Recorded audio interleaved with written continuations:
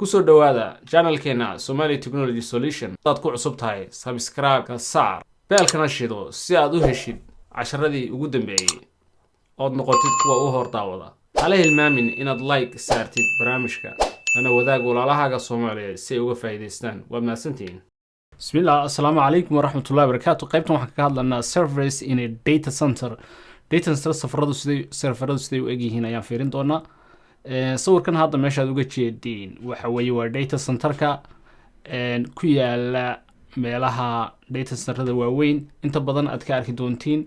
insha Allah qofkii ka shaqeyn doona halkan waxaad uga jeedin deviceyo aad u fara badan oo ka mid yihiin Dell devices saad uga jeedin Dell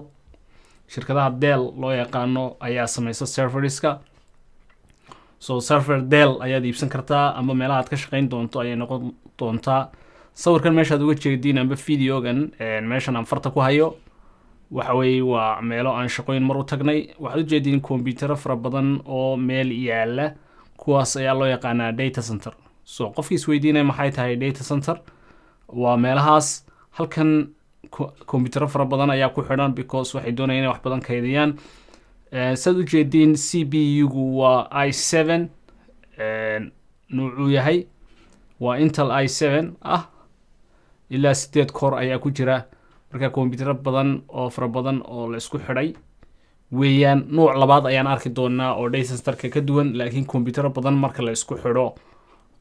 iyaguna waxay noqonayaan data center halkaad uga jeedin waa computer aad iyo aad u fara badan meeshana waa data center saad u jeedin laba power ayay leedahay oo dabka kaydiya laga yaabaa qaarkiin aad ka shaqeyn doontiin meelahan data centerada mustaqbalka haddii la yiraahdo especially dadka raba inay ka shaqeeyaan field engineer data center amba shirkadaha data center ka shaqeeya mid kasta waxa ku xidhan haddaan soo dhaweeyo cable ethernet cable all of them meesha farta ku hayo oo ethernet cable dhammaantood way wada shaqeynayaan saad u jeedin kadibna fiber optic ayay sii dhexmari doonaan si ay data badan u bixiyaan soo xarkaasi ku xidhan waxa loo yaqaanaa ethernet cable meeshii ku xidhan hore soo baranay oo waxa weeye waa RG45 amba network interface ka meesha kaga xidhan yihiin data center markaa saas ayay u egtahay intiina arag meeshan saad uga jeedin air conditioner waaweyn ayaa ku xidhan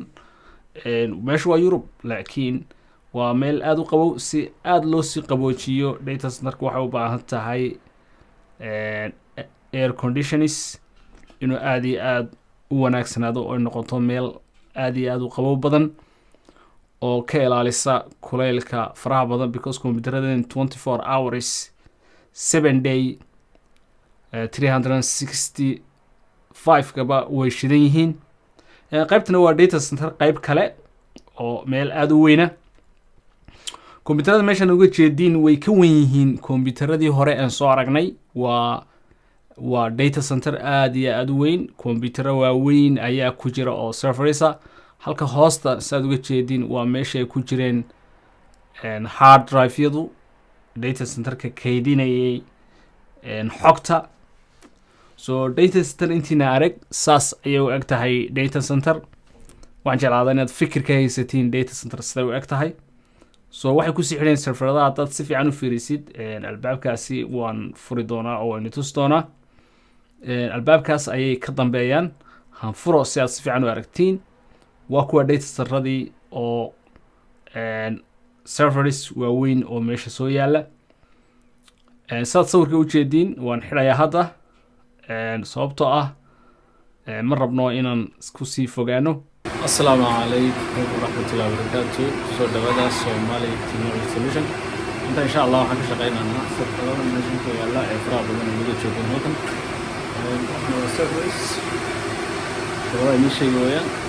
kuwan ayaa laga shaqeeyaa xirfadda sameysay waa Dell sidoo jooga meesha Dell ayaa sameysay waxaan iga dambeeyo oo dhan ujeeda waa service server darati alaab ku shaqeynayso waa serverada halkan kale waxaa iyaga oo fara badan iyagana qayb kale ayaan haysanaa oo backup backup baa lagu sameeyaa sida jeedin waxaasoo dhan waa serverless halka kale waxaad uga jeedaa serverada qaybo kale oo aad iyo aad u tiro badan meesha ku yaala ayaad ujeedaa qaybahaasi xagga dambe waxay ku leeyihin waxa la yidhahdo RP45 soo uga jeedaa waa kuwaas iyagoo RP45 aad u tiro badan kani waa mid badan okay meesha gebigeyga oo uga jeedaa waxay ku shaqeynayso systemka